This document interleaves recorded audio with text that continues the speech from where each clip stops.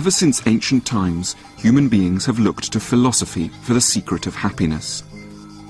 But few philosophers have come up with more suggestive or more relevant answers than one born on the Greek island of Samos, off the coast of modern Turkey, 341 years before the birth of Christ.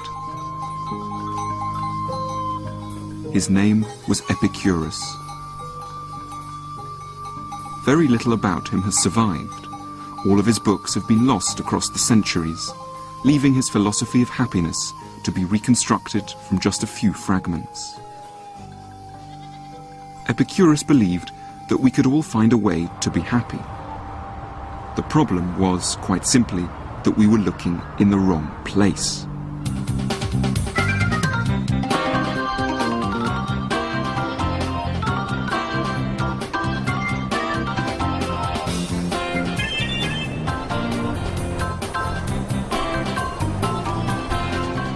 Unlike many philosophers, Epicurus's idea of happiness actually sounds rather fun.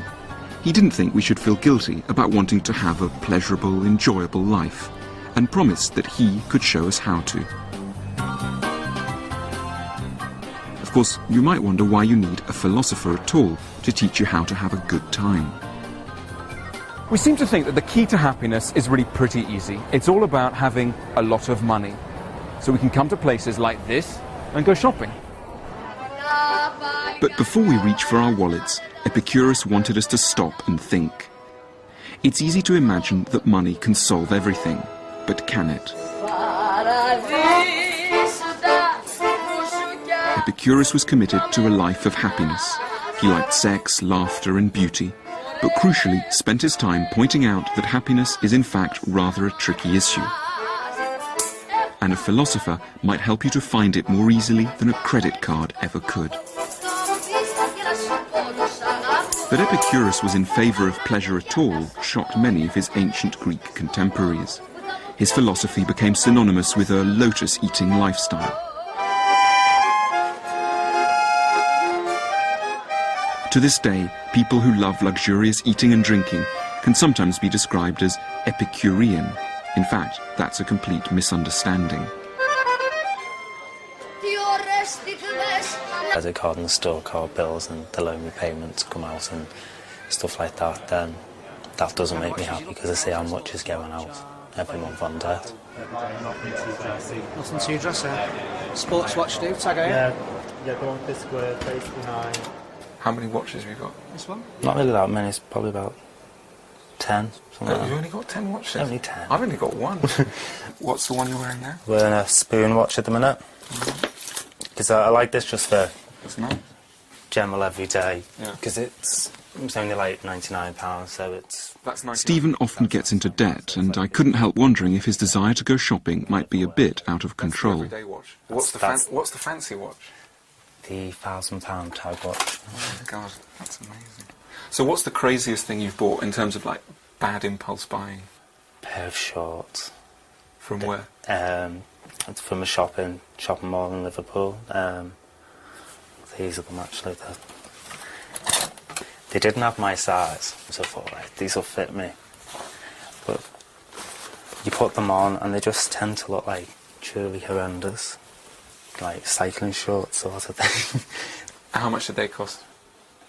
God, I think they were about £50, 50, 60 quid, something like that. They were never taken back.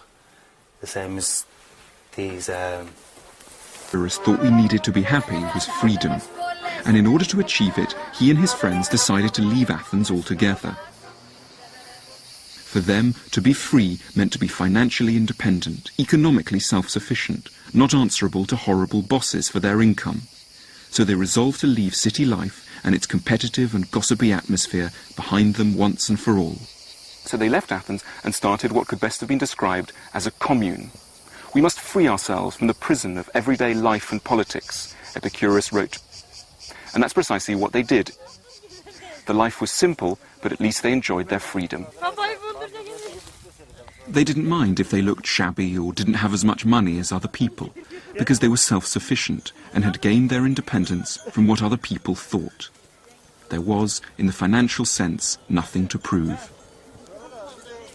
Epicurus believed there was a third ingredient necessary for happiness, and that was an analysed life, by which he meant a life in which we take time off to reflect on our worries, to analyse what is troubling us. Our anxieties quickly diminish if we give ourselves time to think them through. And to do that, we need to take a step back from the noisy distractions of the commercial world and to find time and space for quiet thinking about our lives. Of course, having loads of money has never made anyone unhappy, but I think the lovely idea in Epicurus is that if you're denied money for whatever reason, and yet you have his three goods, that is, you've got friends, you've got an analysed life, and you're self-sufficient, then you'll never be denied happiness. And conversely, if you've got loads of money, but you're lacking friends, you haven't got a self-sufficient life, you're not doing a lot of analysing, then you'll never be happy, according to Epicurus. So if we try and draw this relationship between happiness and money on a graph, imagine that on this side of the graph, you've got levels of happiness, happy you are, and then on this side, you've got levels of income. Now for Epicurus, so long as you've got enough money to provide you with the essentials of life, you can start to be happy fairly early on if you have his three goods. And you won't get any happier the more money you accumulate. Level of happiness stays pretty steady. However, if you've got loads of money and yet you haven't got any friends, you're not self-sufficient, you've got loads of anxieties, then your level of happiness is going to stay very flat. And I think that's a lovely and consoling idea for anyone who's either worried about the fact they may lose their money or is denied the chance to make any. But if the ingredients of happiness are so simple, why aren't more of us actually happy? Epicurus blamed advertising.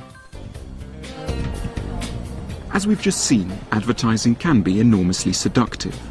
It tends to make us feel that there are all sorts of things missing from our lives. But Epicurus insisted that we only need three things to be happy: friends, freedom, and an analysed life. If he's right, why then do we want to shop so much? Epicurus's answer would be that the commercial world slyly associates the things it wants to sell us with the things it knows that we need. So, for example, this might persuade us to buy Bacardi, but only by blurring the fact that it's really the friends we're looking for. This one tries to sell us perfume by naming it after the thing we're all really after: freedom. And this one flogs us whiskey by promising the calm resolution of our problems that only an analysed life could bring us. And it's this blurring of our desires that makes us so confused about what it is we want. What are the most important things that make you happy? The people around me. If they're happy, then I'm happy. And like if work's going good, then that makes me happy as well. But do you ever think, what if I threw all this away, threw all that away, all these jumpers, and just concentrated on getting the work right, getting the family and friends right, I would never have to go to the Trafford Centre again? Yeah, because if I shop to cheer myself up, Yeah. if I'm already happy, then I don't need to cheer myself up to it. So at the minute, I'm fairly happy. So admittedly, I'm not shopping quite as much as what I used to. But who's to say that next week something might happen and then I'll just have to give it a shot.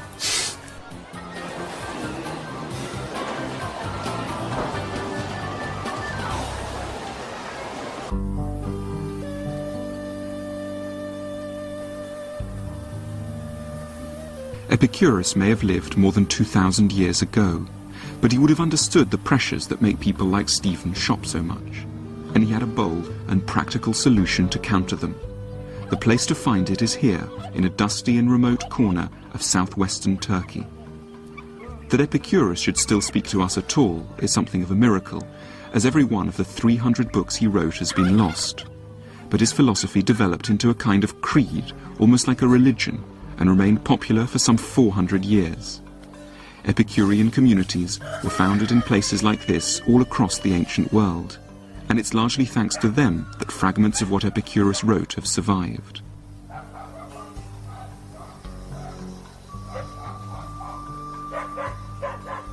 I've come with local archaeologist Mustafa Adak to see the ruins of the ancient town of Oynoanda. Oinoanda was once home to 25,000 people, a place with a lavish theatre, a busy marketplace or agora, and a huge aqueduct. It was also home to a follower of Epicurus's philosophy, one of the wealthiest citizens of the town, a man called Diogenes of Oinoanda. Around the AD 120s, this Diogenes took a highly unusual decision. He paid for an enormous wall to be put up, as part of a giant structure known as a stoa, on which he had inscribed Epicurus's entire philosophy of happiness, so that all the citizens of his town could learn and be inspired by it. So where are we walking now? We're walking now in the old agora of Oinoanda, where Diogenes had his stoa.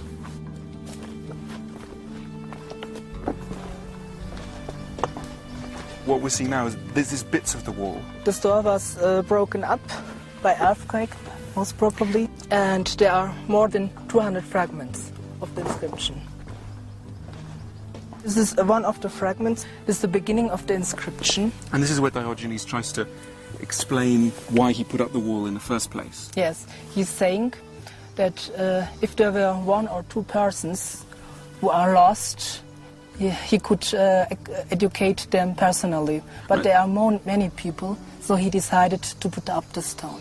Right. So if there were just one or two people who didn't know how to be happy, he'd go and talk to them. But because there are so many, the best way to help them is to actually put up a wall in the middle of the town. That's right. Right. That's the explanation he gives here in this fragment. What a lovely thing to do. So Diogenes was acting on a crucial idea in Epicurus, that in order to live wisely, it isn't enough just to read a philosophical argument once or twice. We need constant reminders of it, or we'll forget. When we're encouraged to go shopping by bright lights and inviting displays, we're quickly liable to lose sight of our true desires. Only agriculture. So we have to counteract the influence of advertising by creating advertisements which say what we really do need.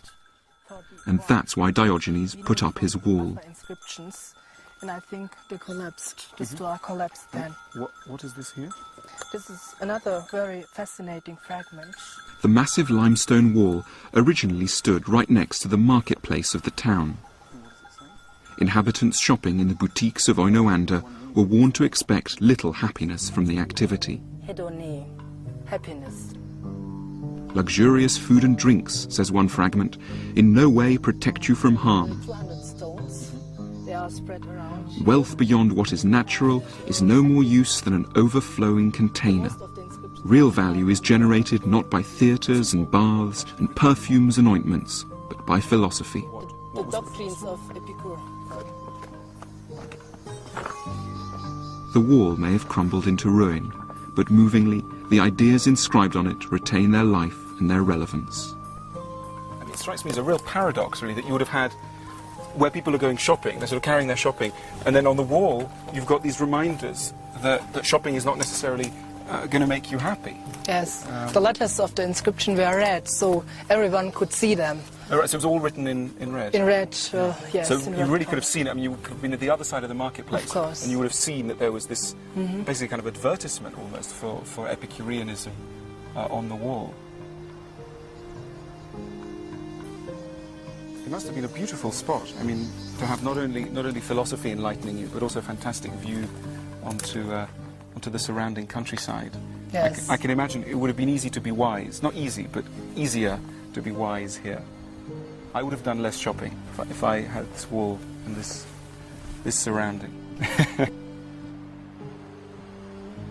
It's a pity they didn't do it more, and that they don't do it today. I think it's a lovely idea. Yes. Wall philosophy. Steve, who's creative, is going to take you. If Epicurus and his followers had been alive today, they wouldn't have been sniffy about advertising. They would have enlisted it for their own ends, and for the same reason that Diogenes built his wall, to counter the constant inducements to go shopping, with some equally visible inducements to live philosophically. The first idea is to basically just kind of try and ironic kind of statements like shop your blues away. Right. I've come to the kind of place where Epicureans might have turned, the offices of the advertising agency St. Luke's, to get ideas for creating some modern public reminders of how to live wisely. The first idea their creative team came up with was a sarcastic campaign satirising the materialistic messages of most ads. Yeah. It is really powerful, and certainly in production terms it takes a number of difficult... It's very, very cheap. And then even a bit more challenging, be happy with shopping, TV and a yearly holiday. Right, oh, I love that.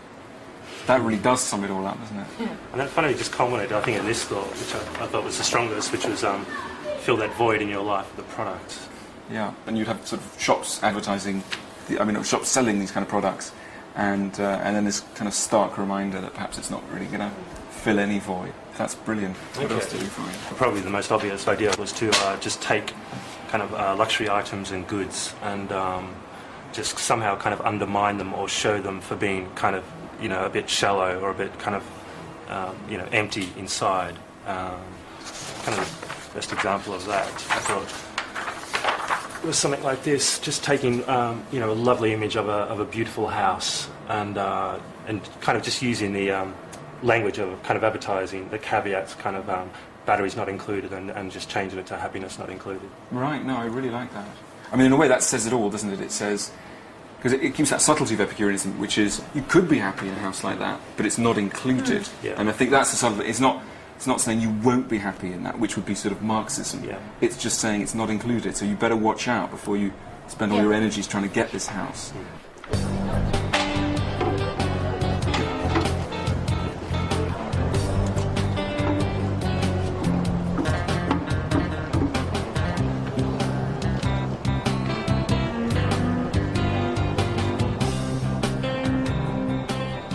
Unfortunately, philosophers have rarely had much money for advertising campaigns.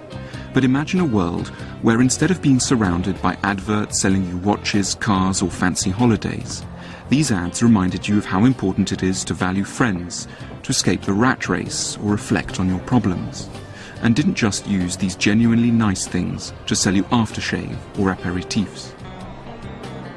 It's hard to know whether the people of Oinoanda discovered what they did need and ceased buying what they didn't because of the giant advertisement in their midst.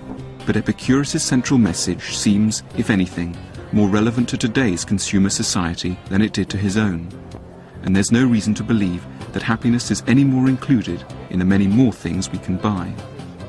Of course, putting up one poster in the Trafford Centre in Manchester couldn't on its own turn back the tide of consumerism. And although shoppers seemed interested in what my ad was trying to say, I didn't see much evidence of people stopping shopping. But the fact remains, we're horribly confused about what could make us happy.